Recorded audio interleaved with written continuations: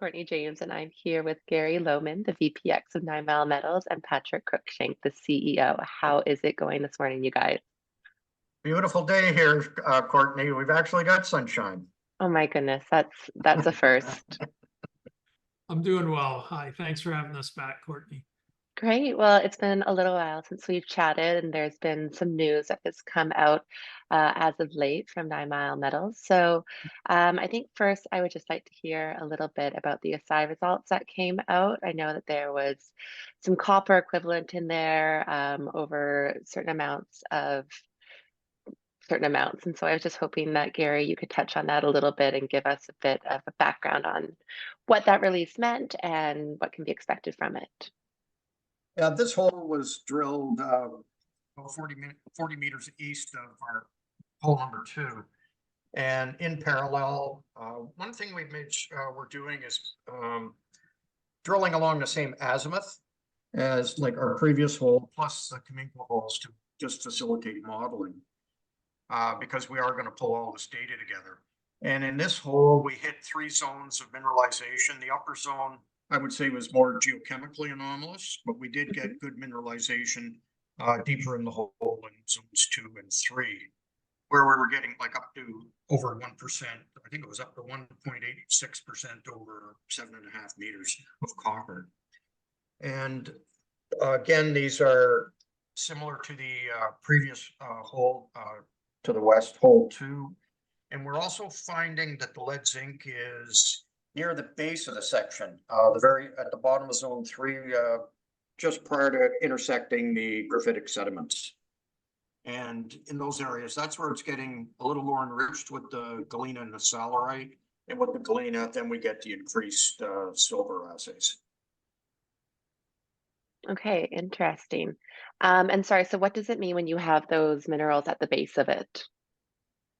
There's probably it's all sheared and faulted, so there's probably a little bit different fluid flow in there. We can see that I think in the press release we had an image of the sort of banded sphalerite. It seems to be maybe a little remobilized and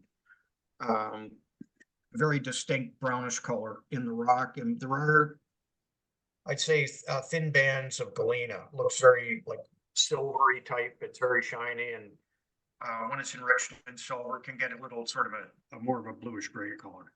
But Okay, that seems to be more of an accumulation near the contact. okay. And I know you also mentioned that the visual copper mineralization is different than what's actually coming out in the size. Could you talk a little bit about that? Yes, I went back and looked at the rocks and the assays, and like when you've got that periodic VMS, the photos don't do it justice. It just looks like sort of that sort of bronze colored, massive, fine grained. And the estimates we've been doing of how much copper is in it are lower than what the assays are coming back. So the copper's got to be very fine grained and just interwoven with the pyrite and other minerals. So it's not visual. You know it's there, but only occasionally you're seeing some larger pieces. Fantastic. And Patrick, do you have any comments on the latest release that Gary is just speaking on here? Yeah, I mean, from our business corporate perspective, we're very happy with the program results to date. If you look from a larger topographical view, we've now released 3 holes in the target area number 1, which is east, and our mandate is to prove, number 1, this footprint is bigger than Cominco and the government thought when they closed it down, and I believe we're well on track to do that. If you just look at the bigger widths, one hole was 136 meters, one was roughly 50 something meters, and this last one, but even the widths for the assay results, we have 2 holes at 40 meters, over 1.3, 1.5, whether it's copper or copper equivalent. I'm very happy with that, showing solid unmined core and an ore in the hole. So from a business driving perspective, we're very, very happy, and we're well on achieving our mandate of proving the eastern under mined or under explored side is actually quite good. That's Very, fantastic. very. And speaking about things that we're happy about, maybe we can also touch a little bit on the the early acquisition of 100% of California Lake, Canoe Landing, Lake East, and 9 Mile Brook. So I know that was announced last week. What does that mean going forward? Well, from a corporate perspective, obviously, we achieved some certain milestones and hurdles that we wanted, and one was to pay this off early. Mhm. Our optionors and our partners were very happy. You know, they think we're obviously very attractive at these levels, and to take it in stock versus cash also kind of dictates and shows the optimism there from our partners and from us. A couple things we do achieve, and one makes Gary's life a little easier, is once we own all the claims, and there's multiple claims, we can group them and take advantage of land management efficiencies.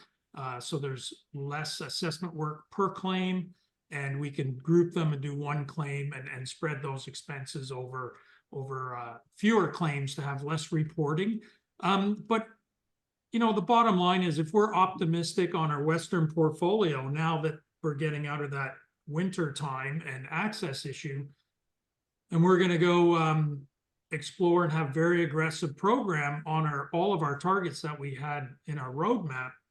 I think that, you know, we're very optimistic. Obviously, we just finished raising another almost 500,000 in flow through funding, and people wanted to know why we did that at these levels. I mean, it's because we're attractive at these levels, and when you have these kind of results and this type of quality portfolio, of course, institutions are gonna be knocking on your door, rather buy you at this price versus somewhere higher.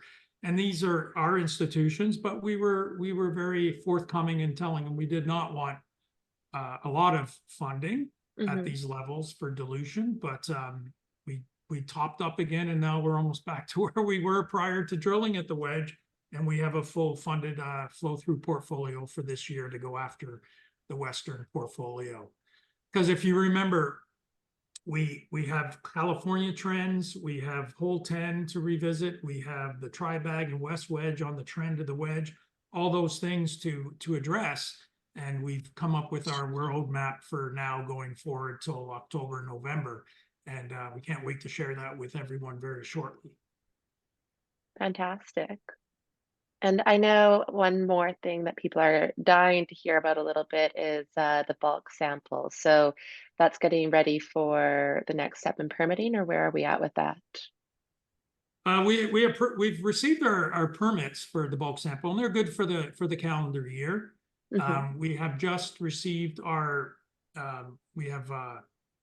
last cost quotations from our partners, and we've substituted some of them out and so on, and we've saved probably $500,000 for our shareholders. So we're, you know, people obviously want this to happen tomorrow, but over the last 3 months, we've you know, metal prices have gone up. We couldn't access it with the runoff of the snow and all that anyway, and then substituting certain partners and getting that cost analysis down has been dramatic. So I'm very happy with it.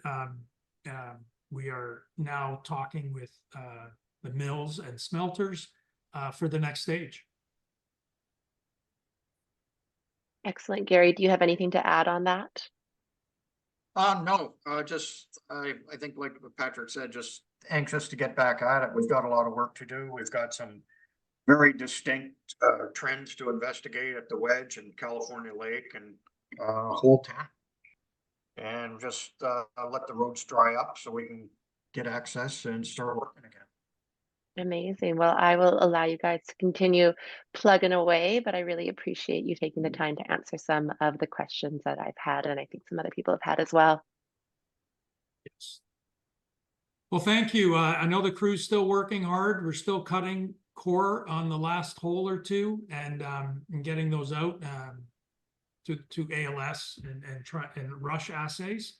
And I know Gary right now is April 30th. He is Yeah. diligently filing our grant request for the government for this year's junior mining assistance program, which is due today. So we will be filing that for the Wedge project. So we're Oh, that's excited. great. Well, how could they say no to Gary? Positive result. Yeah. Do your magic, Mr. Gary. Awesome. Yeah, Thank you so much. Oh, no, what were you going to say, Gary? That's okay. Thank you very much, Courtney. Okay, Yes. thanks, you guys. I'm looking forward to the next update. Okay. Yes, we'll be here.